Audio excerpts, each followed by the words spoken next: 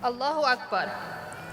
A lot of you have heard this phrase before, and a lot of you don't know what it means. But I say this today, Allahu Akbar, with so much sincerity and passion. It means God is great. I would be lying to you if I told you I did this on my own. Don't get me wrong, I worked and I stressed, and sometimes I even cried. But most importantly, I prayed.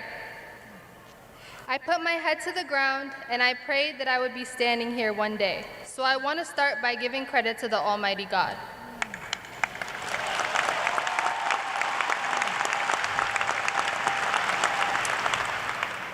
But don't confuse prayer with laziness.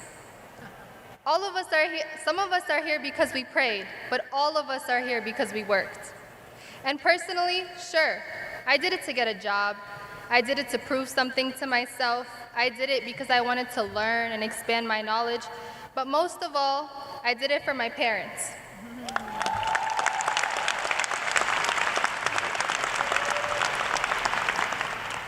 When nothing else was guaranteed, I knew that I could at least guarantee that I'd make them proud. How many of you are first-generation college students?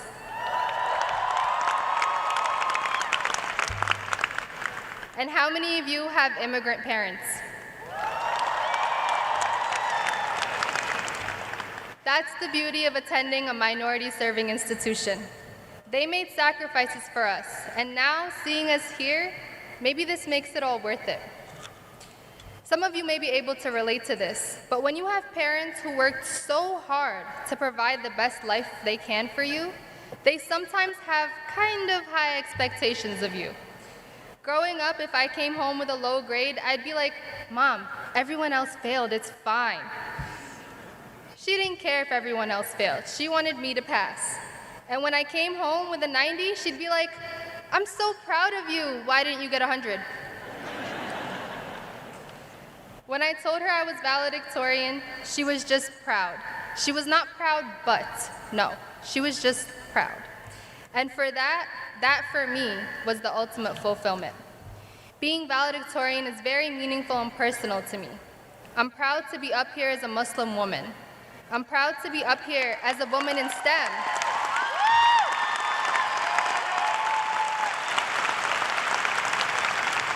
I'm proud to be up here as the daughter of immigrant parents. Our loved ones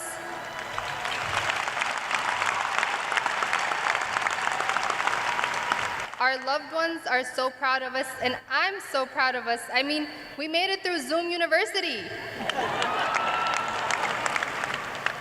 We went through struggles we didn't even expect, and we still made it out. I want to leave you with a quote, a verse from the Quran actually. فَإِنَّ مَعَ الْعُسْرِ يُسْرًا. Verily, with hardship comes ease. We have all seen the hardship for the past few years, and now we are seeing ease. So congratulations, class of 2023.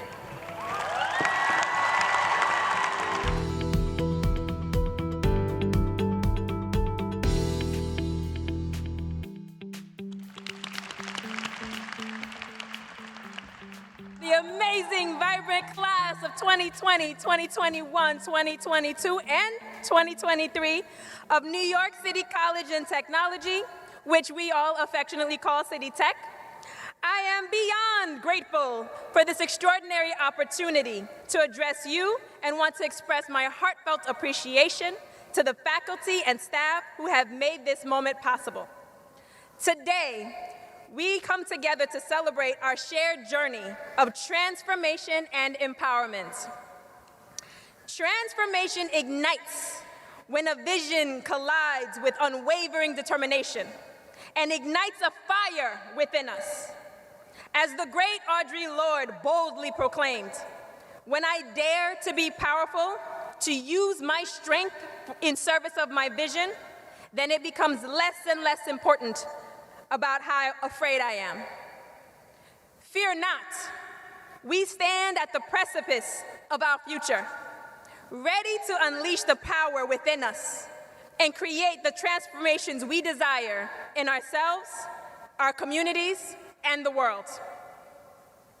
Now let me give a thunderous congratulations to the resilient and unstoppable classes of City Tech. Your achievements have left me absolutely in awe. Throughout your journey at this remarkable institution, you have exhibited unparalleled tenacity, dedication, and unbreakable spirit that has propelled you forward despite the countless challenges you faced. Late nights, relentless studying, demanding assignments pushed you to your limits, and the immense pressure to excel, nothing could deter you. You conquered doubts, setbacks, and seemingly insurmountable obstacles with unwavering determination. And your commitment to your education and transformation has brought you to this triumphant moment. Graduates of City Tech, as you embark onto the next chapter of your life, it is important to acknowledge the challenges and uncertainties that lie ahead. The world is ever evolving, and the change is inevitable. Embrace change, for it is through change that we will discover new possibilities and growth as individuals. Be adaptable, for the path may not always be clear and unexpected obstacles may arise. Remember that you have the knowledge, the skills required through your education, and trust in your ability to overcome those challenges and believe in your capacity in any situation. Leverage the power of your classmates as your professional network. The bonds that you have formed throughout your journey can be an invaluable source of support, inspiration, and collaboration. Remember that opportunities are better shared by lifting each other up. You can collectively reach greater heights, leave behind the scarcity mindset, and embrace a mindset of abundance, knowing that there is room for everyone to succeed. Commit yourself to lifelong learning and continuous personal growth. Education does not end with a diploma. Stay curious, seek new knowledge, and remain open to new perspectives. As you navigate the unknown, remember that success is not always measured solely by achievements, but also by the positive impact you make in our world. Use your skills, your talents, and your passion to contribute to the betterment of society. Be agents of change, advocates for justice, and ambassadors for inclusivity. Your unique experiences and perspectives has the power to transform the world around you. As I reflect on my journey, I am remembered by a pivotal moment that forever changed the course of my life. It was during a time as a student, I encountered a professor who began the lesson by asking two of us of a class of 60 to stand. As we stood, he announced that neither of us would become architects because we were Black and because we were women. I was shocked that a person who didn't know me, my name, nor my capacity could make such a definitive proclamation. I was surprised that out of a room full of classrooms of students, only two of us filled that criteria. And I was stunned by the silence of my peers. It was that moment I realized that I could not just be representing myself, but when I step into a space, I'm representing my gender and my race, and I am immediately shackled with the burden and responsibility to show up and show out at every instance.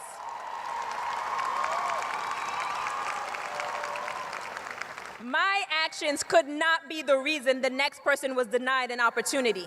The goal, my purpose, was to be the reason those opportunities were multiplied. And that also was the moment of realization that I could simply not become an architect, but I had to change the profession. And so you all have to change your professions. Today, I invite you to stand with me if you have ever been told that you're inadequate because of your gender, race, or how you identify, both graduates and family.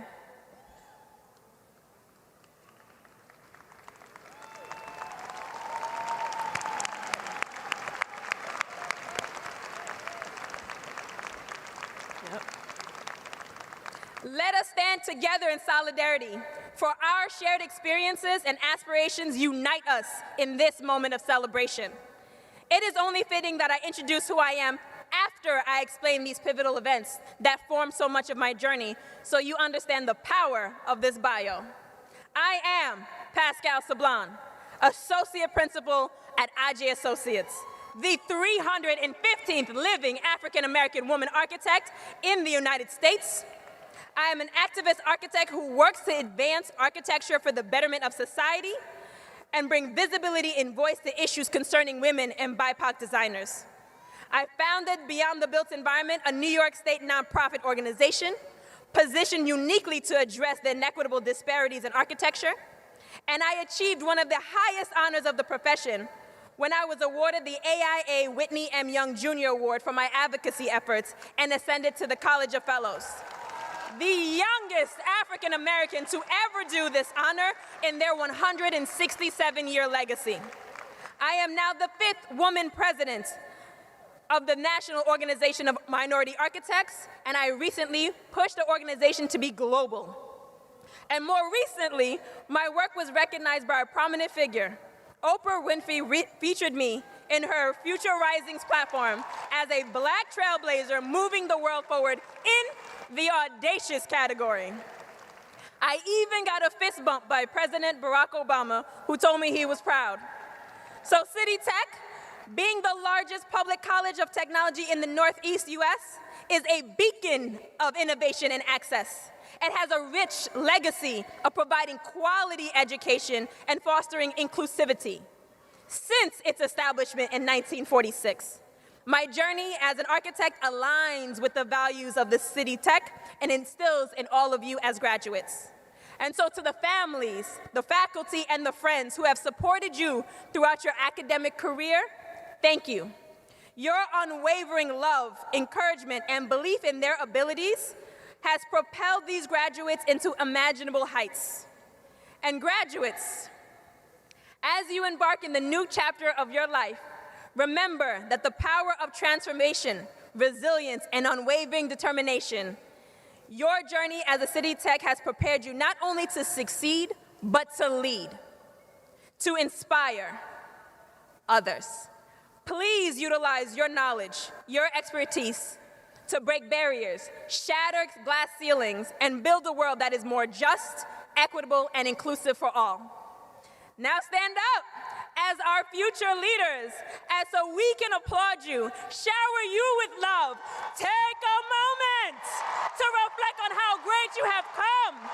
Let the pride and joy wash over you. You have earned every accolade, every cheer, every congratulations. You are the embodiment of perseverance and a shining example of transformation. Your hard work has yielded. Remember, the fire that burns within you is unstoppable. Embrace that power, trust in your abilities, and dare to dream big. Together, we'll create a future that is free of racism, sexism, and all forms of oppression. Class of 2020, 2021, 2022, and 2023, you have the power to shape the world for the better. Seize every opportunity to make a meaningful difference. Be courageous, relentless, audacious, and let your legacy be a transformative mark. Thank you.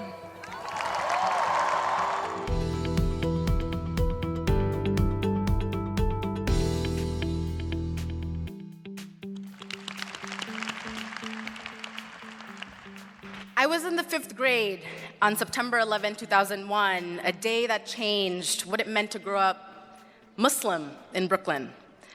My Muslim peers and I were bullied in school and around our Kensington neighborhood, walking to the mosque while playing on the block with our colorful hijabs, flowy shalwar kameez.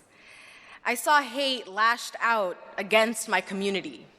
Not knowing what to do, I brought together a group of neighborhood kids to write a letter to then President George W. Bush, asking him to consider the safety of Muslim kids. Even though I instinctively knew the importance of civic engagement, I never thought someone like me, a Muslim girl from Brooklyn, would stand before you today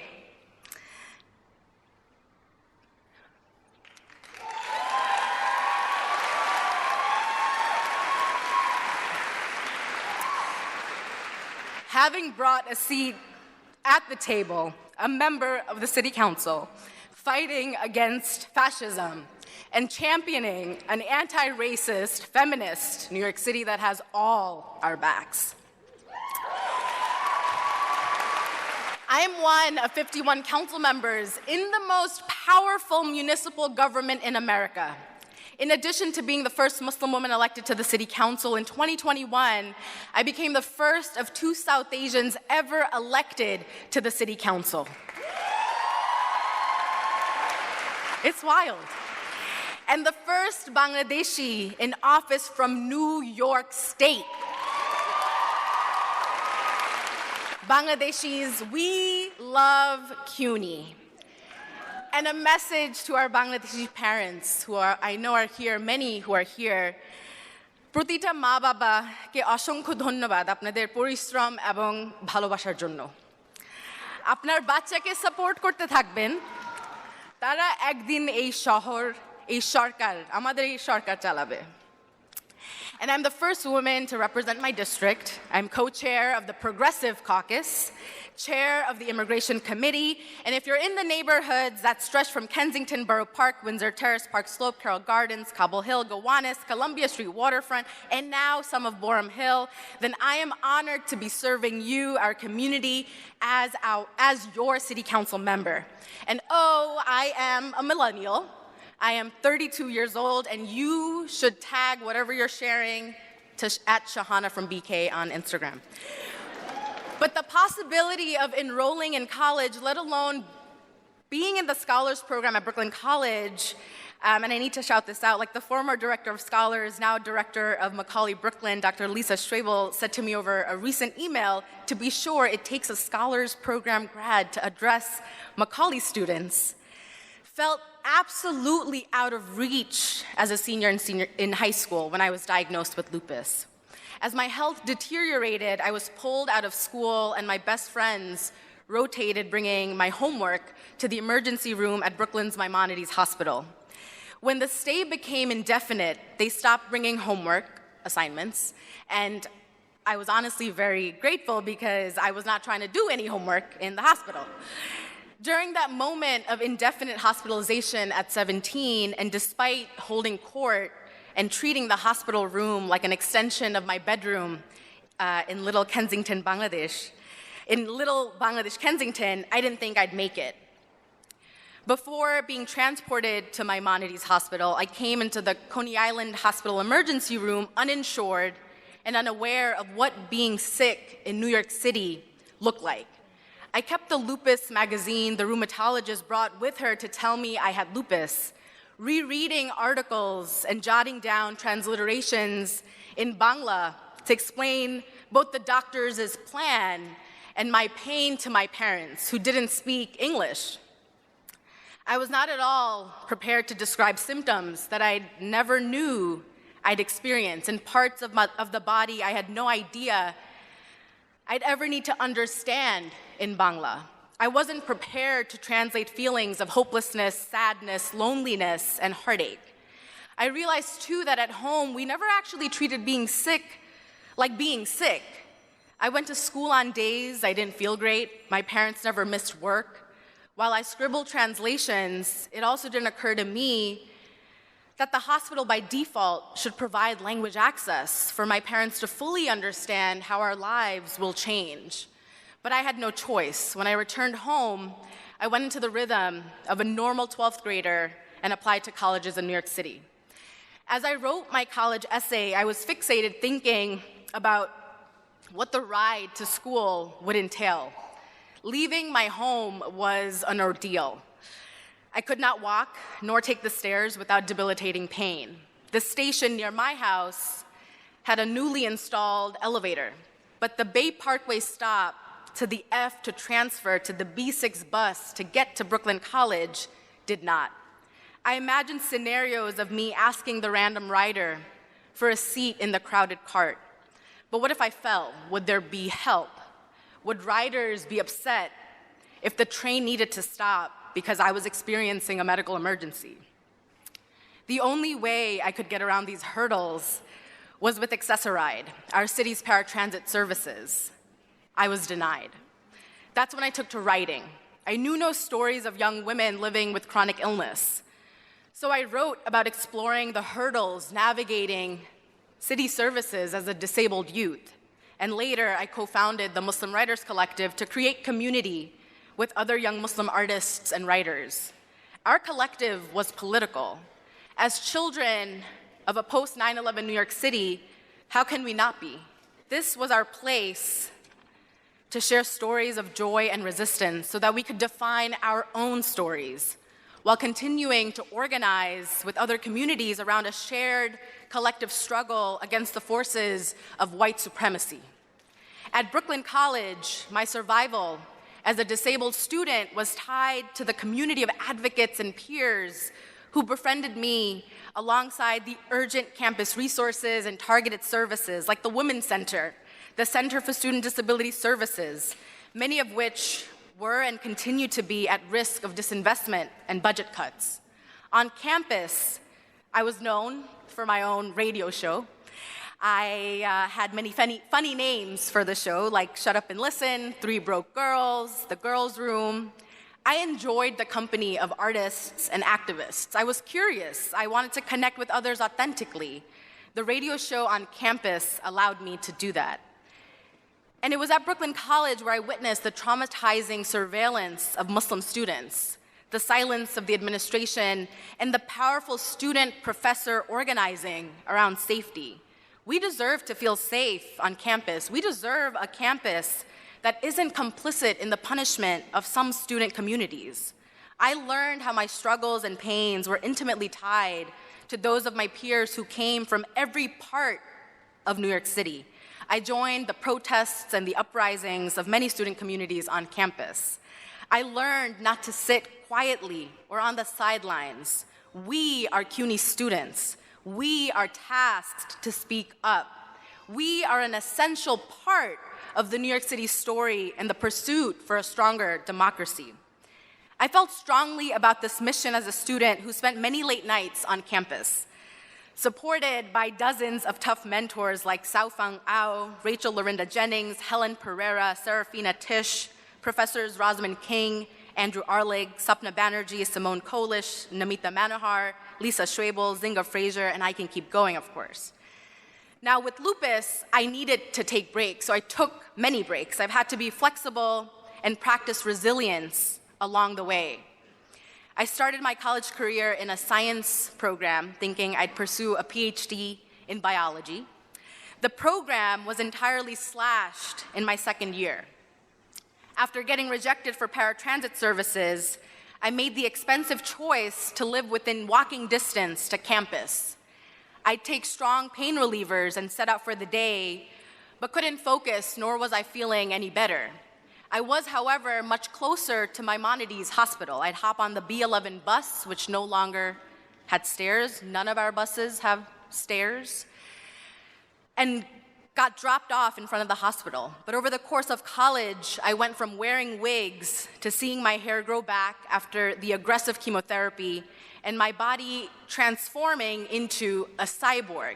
So going back to that list of firsts, I'm also the first cyborg in the city council.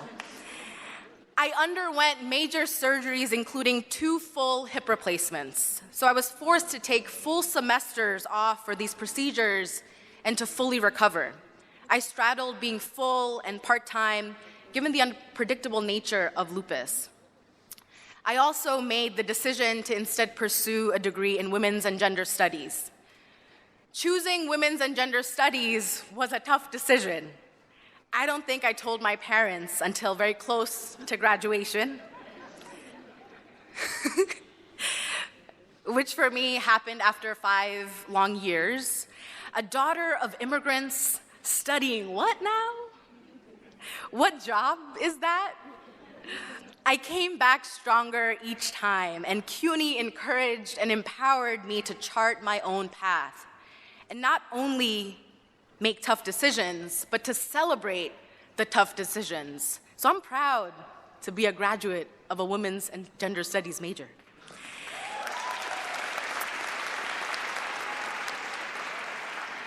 Because that discipline actually needs more women like me in it. And I'm so grateful that our CUNY professors understood that. And I'm grateful to have welcomed with discipline and curiosity the many opportunities after graduating to explore being a part of the necessary work to shape a more representative democracy, from organizing Asian public housing residents in their fight for language access, to advocating for additional open spaces and public plazas, especially for immigrant women and families, and the creation of Avenue C Plaza in my own community, where we host an annual feminist iftar during Ramadan, to becoming a staffer in my predecessor's office during the Trump era to build power in the face of Muslim bans, uptick in anti-Semitism, and the rise in hate violence.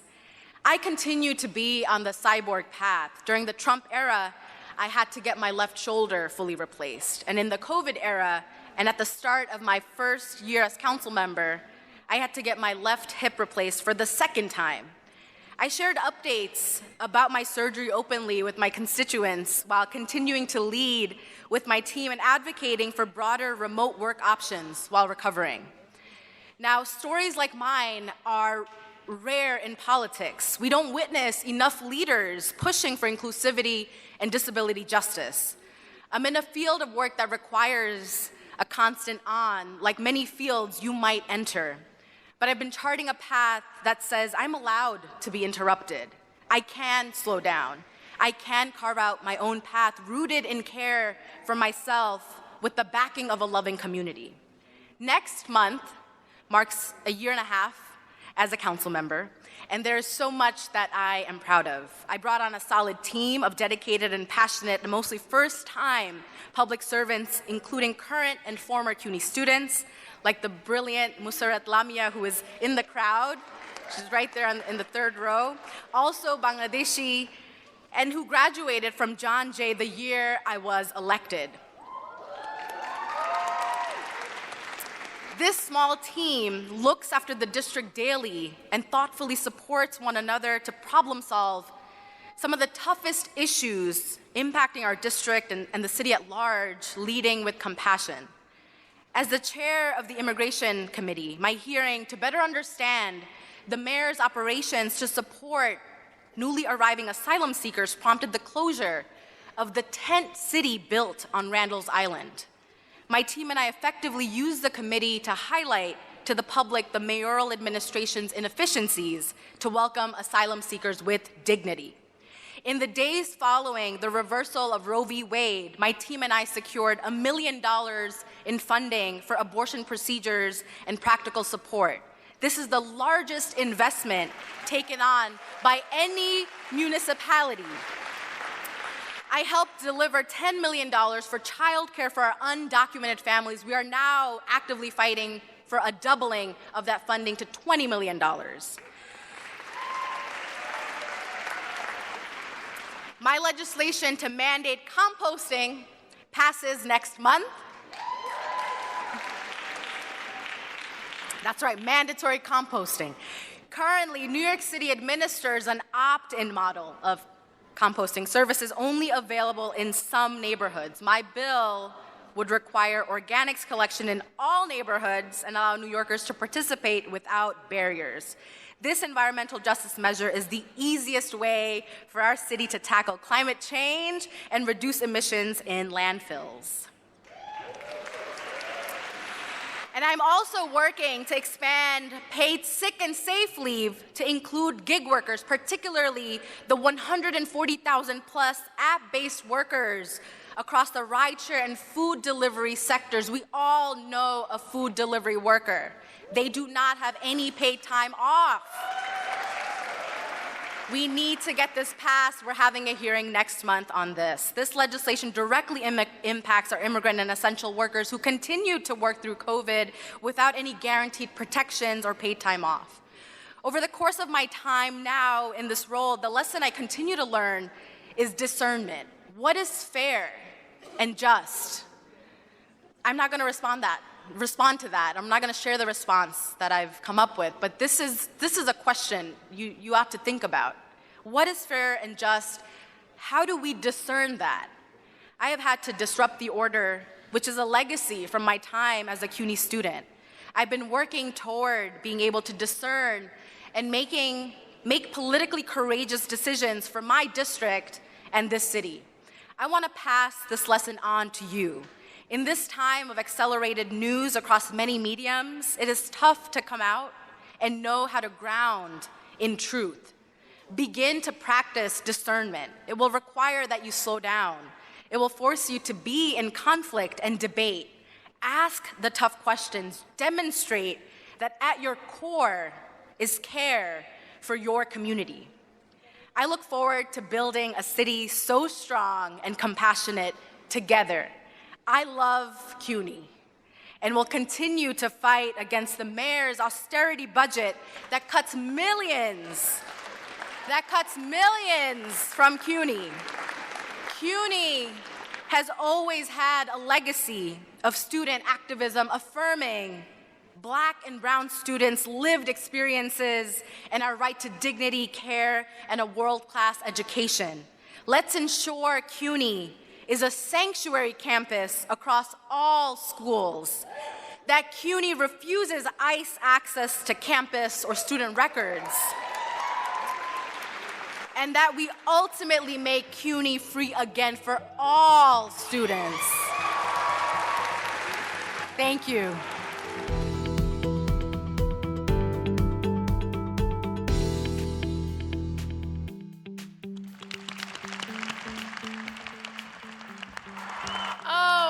So honored to be with you and among you and to be here. Thank you so much for this incredible, incredible honor. I also want to thank you, especially because this automatically makes me write about everything at my house. You disagree with me? I have a doctorate. What? Go clean your room. So, again, I was. My eyes filled with tears as I got to walk in with you all, with these amazing human beings that have dedicated their life to educating you and mentoring you. And I want to dedicate this honor, this beautiful degree, to the survivors of sexual assault, of domestic violence, and child abuse that we at Joyful Heart are so privileged to serve. Thank you. And I invoke them here, and I bring them into this graduation ceremony for a very specific reason. So one meaning of graduate is to complete a course of study.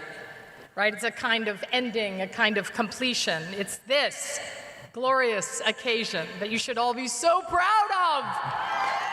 Right? And another broader meaning of graduate is to move up to a more advanced level. So I want to challenge all of us to graduate to higher levels of the ability and the willingness to listen.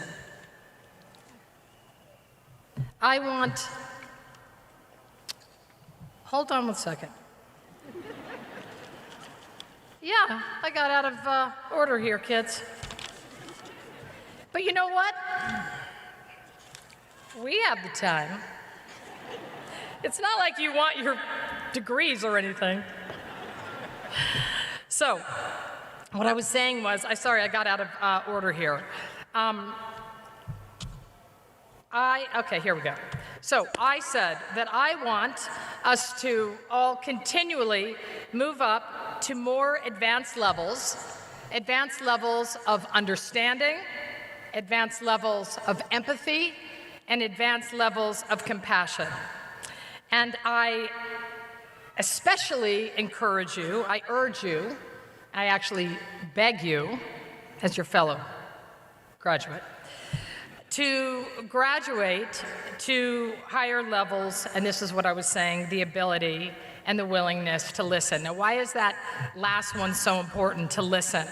So I'm going to offer you an answer from this extraordinary new book by Judith Herman, which I cannot recommend higher in a more important way. This book is called Truth and Repair. And this is what she says. I propose that survivors of violence who know in their bones the truths that many others would prefer not to know can lead the way to a new understanding of justice.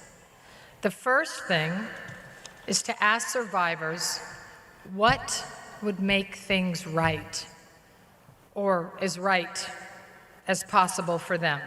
Now, this sounds like such a reasonable thing to do, but in practice, unfortunately, it is hardly ever done. Listening, therefore, turns out to be a radical act, right? Listening is a radical act. There's so much growth and change needed in the criminal justice system. I think we can all agree on that. Right now, it can be an inhospitable place for those who have suffered sexual and domestic violence. And I know that AI is going to take over pretty much everything in the next couple of weeks. I don't know. But until then, the criminal justice system, and I'll venture to say every system, is made up of people. And that's you. The system grows and changes as we grow and change, as we continue to graduate to higher levels of understanding, empathy, compassion, curiosity.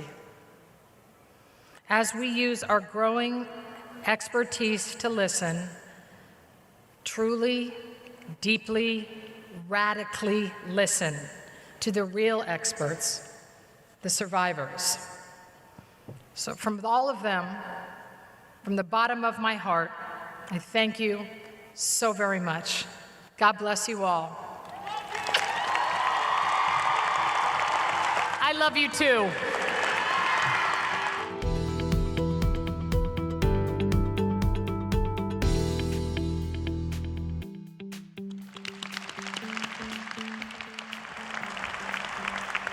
It occurs to me that I stand before you today as an immigrant, a Kurd from Turkey,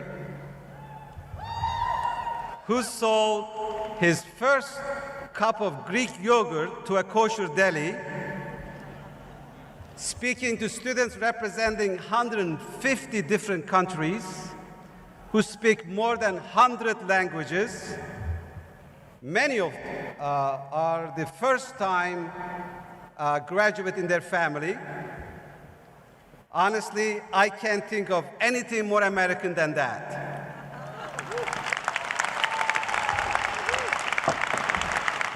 You graduate today from one of the most diverse colleges in America. That's not by accident, it's by design. Baruch's roots go back to the Free Academy of the city of New York, which is founded in 1847. Colleges back then were only private and only served the privileged few. The founders of the Free Academy said, that's not good enough. College shouldn't just serve some people, but all people. That there is a place for all of us in America. And of course, it came in response to the biggest influx of immigrants New York had ever seen. Hundreds of thousands of new Americans came to the city then. Immigrants ask one thing, that when you meet people, don't just see the stereotype, see the person, learn their stories, understand their hope and dreams and needs. Give them a chance to show that they can do. They will always find a way. At its heart, that's the story of this beautiful city. I'm here to say it's also the heart of a meaningful life. Especially in this nation, especially in this moment. Today, all of you are graduating into a wealthiest economy in the history of the world.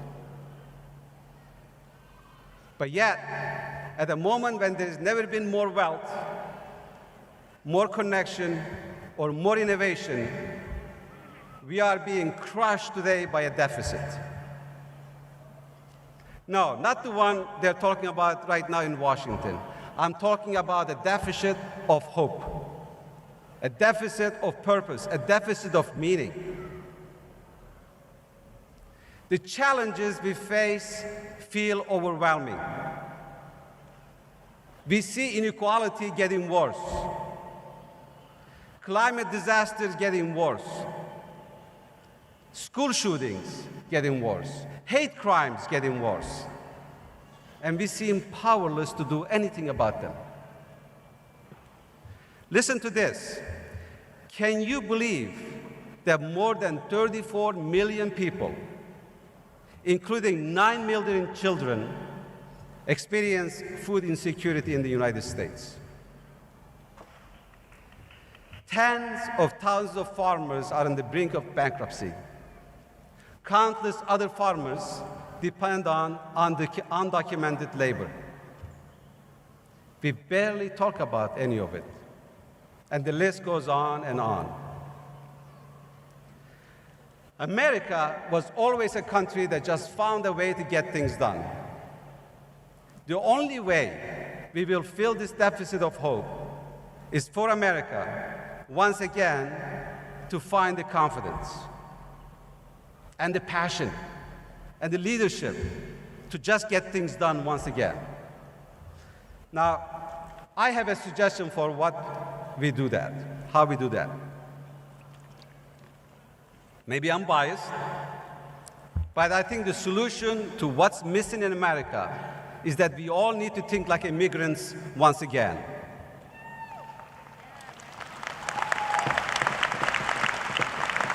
We don't have to be first-generation immigrant to embody the values that makes this country great. But when you look at America through immigrants' eye, you see the wonder of this country all over again. We are the original true believers. For everyone who comes here, for everyone around the world, America isn't just a place, it's still an idea that every person should have the opportunity to make the most of their own life. Equality, human rights, freedom of speech, freedom of press, right to due process. These are the things that people in many countries can only dream about. It is hard for immigrants to lose faith in America. We know there is magic in the soil here. There are things you can do here that aren't remotely possible in other places. I'm a living, breathing example of the possibilities of America. Mr. President just summarized my 30 years since I left Baruch. In 1994, I was a college student in Turkey. A few years before, I started a newspaper writing about human rights violations that I saw happening to my people. My words made some officials very unhappy, and I was forced to leave my country. I don't know if my mother's prayers or something else, but I got accepted to a school in Long Island. So I jumped on a plane for the first time in my life, came to America with $3,000 in my pocket. I didn't speak the word of English. I had never been here. I didn't know any soul. After 2 months, I ran out of money, and I had to drop out of that school. I had no idea what I was going to do. I was scared out of my mind. I found housing for students at the Turkish Community Center.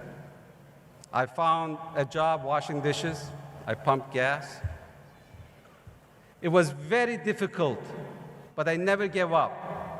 I never lost hope that in America, I would find a way. I heard about a college that opened its doors to all, so I applied. That's when I get accepted to Baruch College.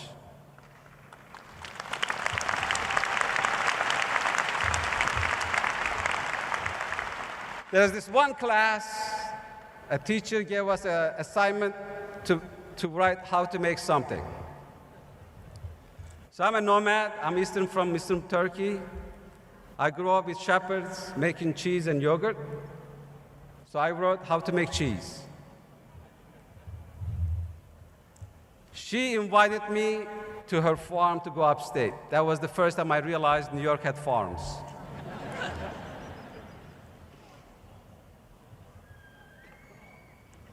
So I went there, and I fell in love. It felt like home, it smelled like home, it looked like home. So of course, I wanted to stay. There, nobody looked like me or sounded like me. It seemed like we were all different. Maybe I was the first person who had a broken English or didn't speak English. But there, this is what I mean when I say we need to think more like an immigrants. I didn't dwell on the differences because I didn't want to separate from others. I wanted to join. I look for common ground. As I began to learn English, I didn't say, I am this or I am that. Even though I didn't understand, but I didn't say, I don't understand baseball.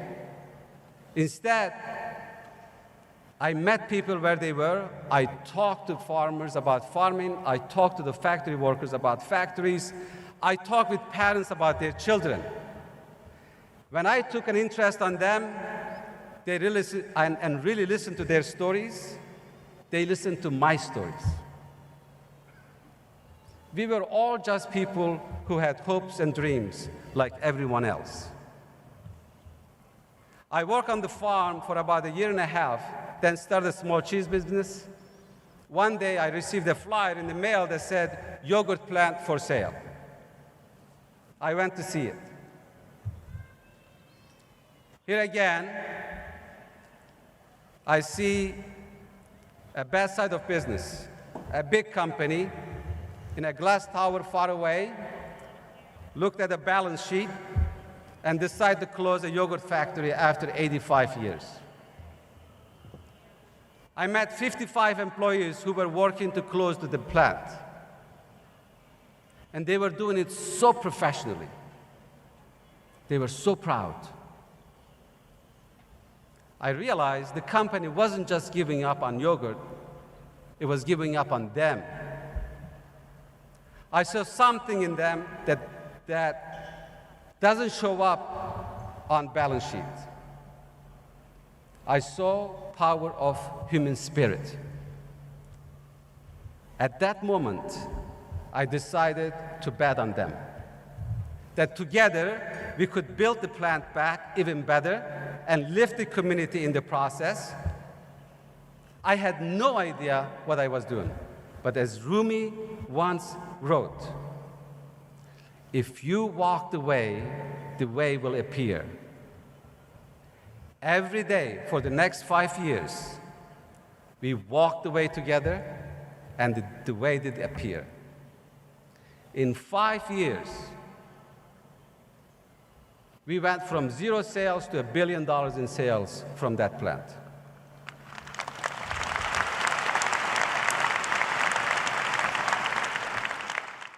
Let's be honest. Hamilton was right when he said, immigrants, we get the job done.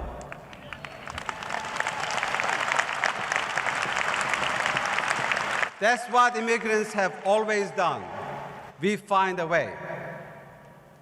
Just think about this city. Think about the courage and chutzpah it took to build New York City. You want a building to reach into the clouds? Never been done? We'll find a way. You want to put a train under the busy city? Never been done? We'll find a way. You want a suspension bridge with a light to reach across the river? Neither have been done? we will find a way. We found a way then, and if we think like an immigrant, we can find a way again. Yes, America has differences. Yes, America has flaws, big ones. But the reason I love this country so much is because I see what America is capable of doing and being in spite of those flaws and differences. Graduates, I am passionate about a new way of business, making good food for all, using the power of business to elevate refugees and humanity. You might find that you are passionate about other things. You might find your passion is teaching, or healing, or building, or serving. But whether you are fighting to end climate change, or start a business, set up a farm, or build a bridge, you will find something else along the way. You will find yourself. You will find who you are and what you are capable of, just like I did.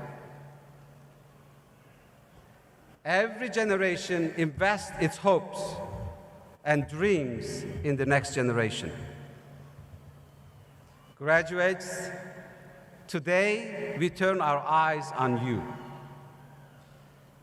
We might not have all the solution for our challenges, but we have nothing but confidence in you.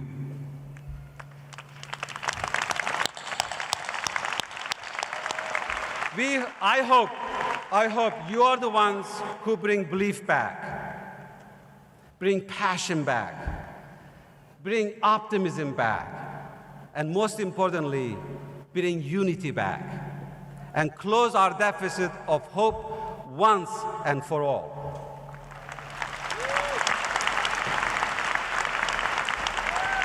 Baruch has prepared you for great things. Whatever you decide to do, I pray you never stop thinking like an immigrant. Be open-minded, be creative, be persistent. When you meet people, see the person, hear their story, understand their hopes and dreams, and give them a chance to show what they can do. And believe that there is, in America, there is a true place for all of us. Tomorrow begins today. Graduates, I can't wait to see what you do with it. God bless you all. Thank you, and congratulations.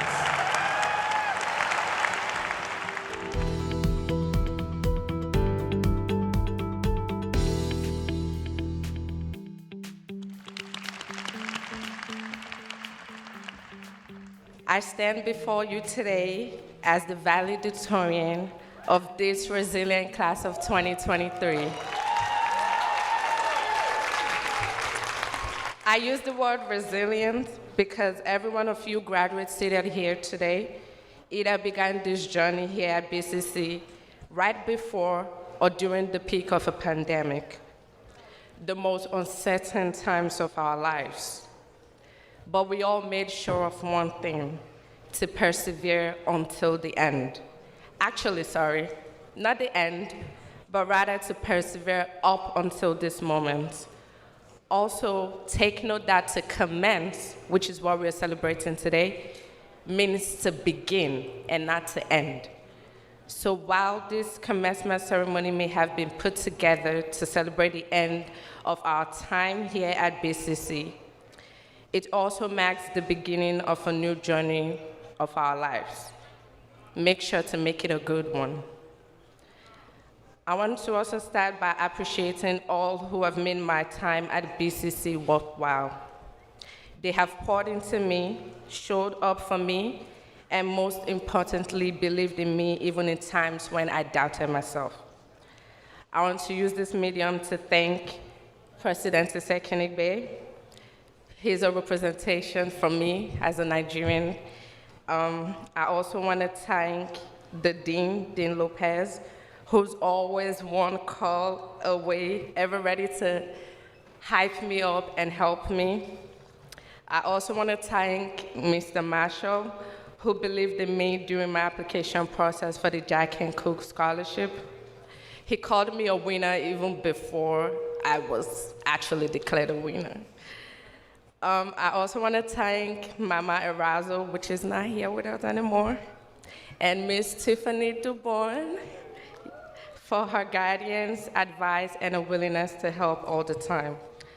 To my professors, who I was blessed with to pour knowledge to me, I say thank you.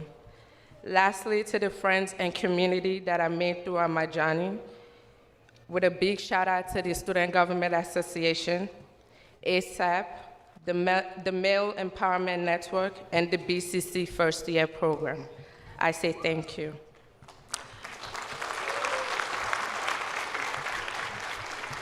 Now to my speech. If I was to title this speech, I would call it the gift that keeps on giving. And I will explain what that means to me in a little bit, and I hope that that serves as a source of inspiration and motivation to someone. To begin, I was not born in the United States. I'm a Nigerian immigrant, so while growing up, I did not envision my life to be anything like what it is now. However, my parents did give me the gift of education right from the start. Shout out to my dad, who cannot be here today, but I know he will be watching this. Today, I'm an academic weapon because of him. Because of that gift, I have the opportunity to stand here before you today as a recipient of the prestigious Jack and Cook Scholarship, a proud CUNY graduate, and a soon-to-be SUNY graduate, and by God willing, maybe one more graduate after that. Who knows? For my doctorate degree. And I want to quickly take this opportunity to one more time advocate for all CUNY students against the budget cuts being made to CUNY. All programs need necessary funding. Higher education is a gift that has given to me, and it should continue to give to others. Lastly, for the next part of my speech, I'll be reading out a few statements, and if any of the statements apply to you, to the grads, I need you to please stand up. Please stand up if you're a first-generation college student and either had to help yourself or actively fight guidance throughout while obtaining your degree. Stay standing. If you held a leadership position as a student or you're a student athlete, please stand. Stay standing. Keep standing. If you had to walk while you were in college, please join them. Stand up, please. If you're a student parent, please stand. If you're a veteran, please stand. If you had to spend extra painful hours working on a project, an exam, please stand. And if you're a class of 2023 graduate, please stand. I see nobody sitting. I just want to give yourself a round of applause. Celebrate yourself one more time. And now you can please have your seat. Those are all reminders of your hard work, perseverance, and dedication that you put into this. And I hope that you take time to reflect on your progress today and celebrate yourselves even as you're being celebrated. Once again, congratulations to the class of 2023.